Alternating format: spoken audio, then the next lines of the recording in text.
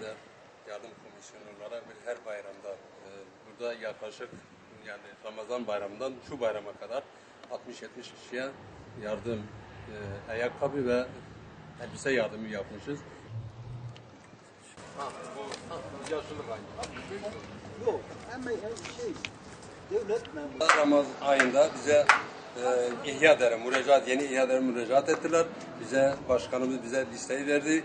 Biz de geldik bu tespit komisyonu olarak yani tespit komisyonu bu aileleri tespit etti. Sonra listeler bize verildi. Biz de geldik tabii kendimiz de geldik baktık. Aynı durumları bu aile mağdura gerçekten mağdur ailedir. Hiçbir geliri yok. Ben geldim bizzat ben kendi elimle buzdolabını bile açtım yani mutfağına girdim. Hiçbir şey yok.